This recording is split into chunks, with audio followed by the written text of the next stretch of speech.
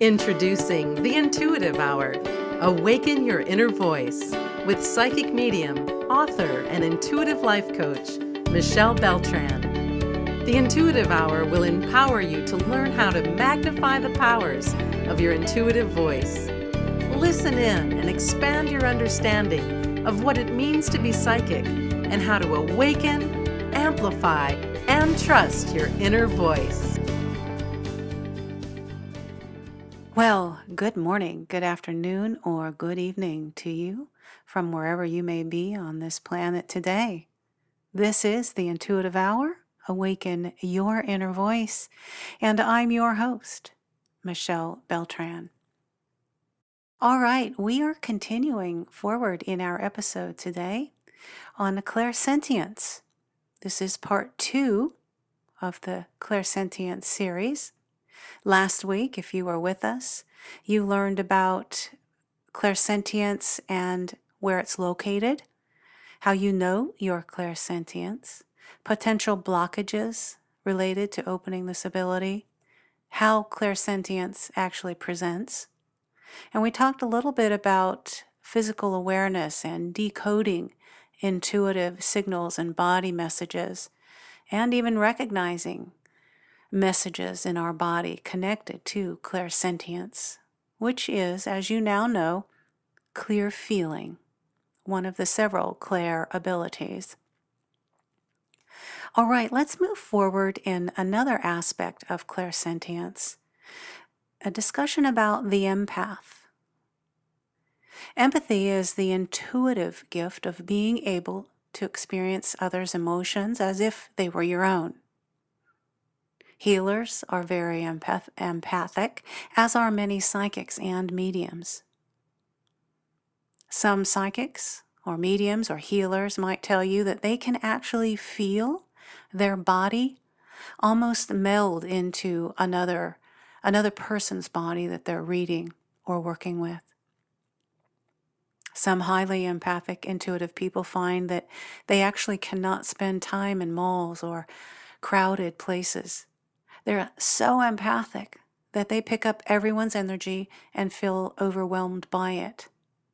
So crowded places just don't work for them. Though it is a gift, if you're very empathic and open, you have to learn to quiet this ability and remain balanced and centered. Otherwise, other people's energies may overwhelm you. Grounding, running energy, and prayers of protection can assist you in finding this balance. You might also consider a previous episode here on the Intuitive Hour all about the empath. So people who are very empathic also often feel responsible for others' well-being. It's very common for mothers to feel this way because they have such a strong psychic and empathic connection to their children. But as the child grows, the mother must learn to let go and let the child take responsibility for their own life and decisions. It can be a challenge for empathic people indeed, particularly healers and light workers, to let go and let others live their own lives without experiencing their stresses and challenges and being worried for them. If you are highly empathic, it's ever important to learn to allow others their lessons and their life path. All right, so as your sensitivity increases, you may notice that as the gift grows, you become more sensitive to emotions and physical feelings and sensations in your body. As the ability developed for me, I felt a plethora of new body sensations and awarenesses. Occasionally, I might feel a poke to some part of my body to find no one there. This is a normal experience, and you may have it as well. I want to encourage you to make note of all the new body sensations and experiences that you may have in a journal. Also, it's important to drink plenty of water, get good sleep, and exercise daily. The care and attention that I have given to healthy body balance has served to enhance awareness and quick tuning into this ability immensely. And that will matter for you as well. As you take care of your body in whatever way works best for you, you will know it very well. You will know your body better. You'll know when you get a tightening in your chest that's not normal for you. You'll feel that very clearly, and you'll know whether it has some kind of symbolic or literal meaning for you or someone near you. Also, pay very close attention to your nightly dreams. Do keep a dream journal. The feelings that present to you in this dream space are of higher vibrational frequency and are profound messages of spiritual insight and guidance for you. Make note of all feelings and emotions that present in your dreams. In particular, make note of the feelings that arise in that last dream before you wake.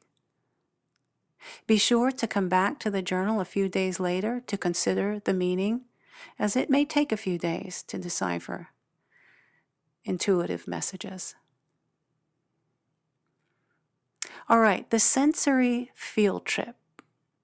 Very important technique for any of your clair abilities and helping them to grow and expand. One of the first tools to use to begin opening this ability, clairsentience, is the sensory field trip. This will help you to increase your awareness of energy and sensory information. So, consider a zoo, a local grocery store, farmer's market, airport, somewhere where there's lots of stimulation on all levels. Take the time as you go to this location to really notice everything. Perhaps consider you were a young child taking a field trip, with a sponge for new learning and desire. Take 30 or 40 minutes to wander and go through each area. For example, if you are going to a grocery store or a Whole Foods market, smell all the smells very closely. Close your eyes, go to the various aspects of the store, and see what you can notice through your clairgustance or your clairolfactory, clear smelling. Hear all the sounds that you can and feel all the feelings and body sensations. You may want to write down what you smell, see, feel, and hear to keep you on track and help you focus more. Look everywhere and feel everything.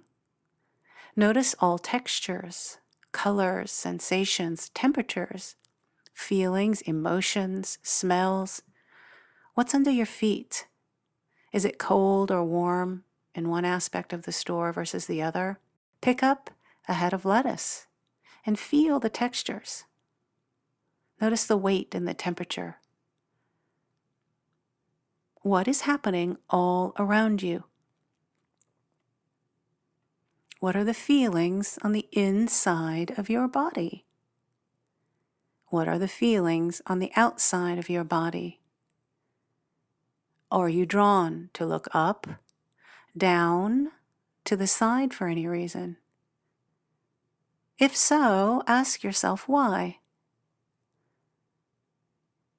It's very important to notice direction, by the way, because the way things present to you, top, bottom, right, or left, does matter. Often, directional messages are correlated with time.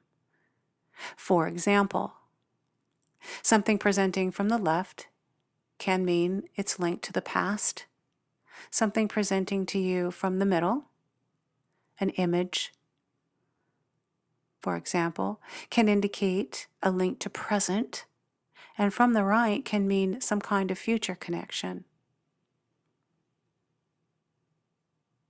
The sensory field trip is an excellent method for opening and developing all your clair abilities, most especially that clairsentience ability we're speaking of today.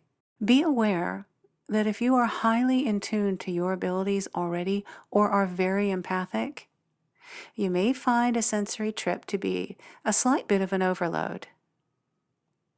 If this is the case for you, just do the sensory field trip for a shorter time, or choose a location that feels a little bit calm to you. All right, as a reminder, to enhance the opening of this clairsentient ability, you'll want to visit michellebeltran.com. Under the Media tab, I'm offering a clairsentient meditation specifically designed to supplement today's teaching. I think you'll enjoy that. All right, everyone, we will bring this episode to a close. I look forward to hearing and seeing you all next week. Thanks for listening to the Intuitive Hour. If you're inspired to take your intuitive development to the next step, be sure to enroll in Michelle's newly released Kickstart Your Intuition e-course at michellebeltran.com.